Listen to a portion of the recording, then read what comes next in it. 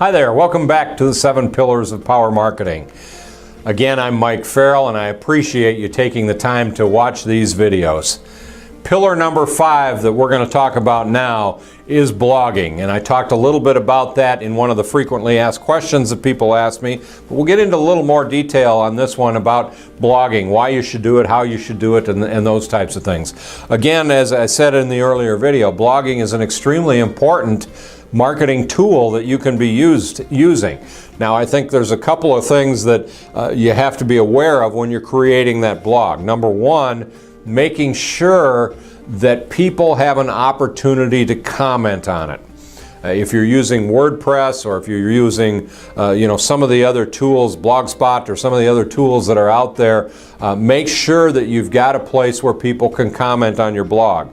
The whole idea behind a blog is to get conversation going. You want people to give you a comment. You want people to respond to what it is you're saying on that blog. So again, that's the other reason why the blog needs to have some opinion in it.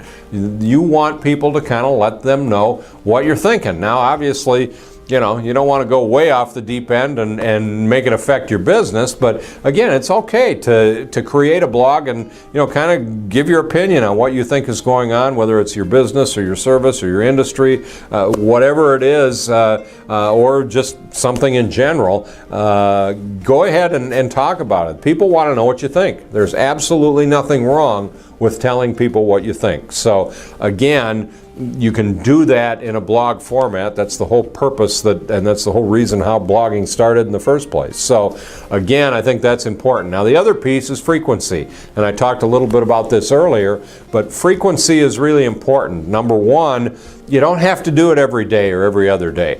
A lot of people, when blogging first started, they thought, well, the only way you get any real impact is if you constantly blog, if you're constantly putting stuff out there. If you've got the time to do it, God bless you, you can go ahead and do it. I certainly don't in mine, and I try and do it as often as I can, certainly every couple of weeks for sure. But again, you don't have to do it every day. You don't have to do it every 2 days, but make sure that you're doing it. Make sure that you constantly are doing it. You've got some frequency there. You've got a regular habit of doing it, and you're going in and looking at it. And I think the other thing is with blogging is if you're following blogs, and one of the things that I encourage my clients to do is to set up an RSS feed, which is basically nothing more than going in and finding some blogs that you like to follow, and then having an automatic system that does that. There's a tool out there called Newsfire that I use that gives me all the blogs that I'm following, and anytime they're updated or there's new content on them, then it pops up in that system, and I can quickly look at it and determine, do I want to take a couple of minutes and read it, or am I not interested? And so if you've got that kind of tool, you can kind of monitor some of the blogs and start following some of the blogs, and maybe you will even have an opportunity. You might find people that, hey, I need somebody to do a guest blog or a guest column, or you might have an opportunity to comment on somebody else's blog.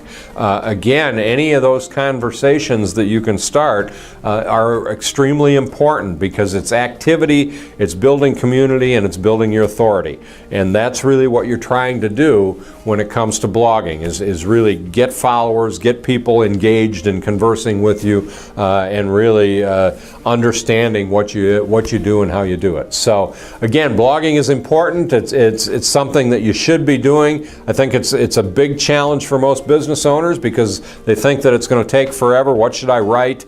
I typically try and keep a little file, and every so often I'll see something, or I'll think about something in my business, and I'll just jot a quick note on an index card, stick it in a file, and then when I'm stumped someday and I need to come up with an idea for a blog, then I go into my file and, oh, there's a good one, let's do that one this time. So again, just getting in the habit of it is the hardest part, and once you get in the habit and start doing it, it's not that difficult. So power pillar number 5 is blogging. Again, I appreciate you taking the time to watch these videos, and I will see you on the next video.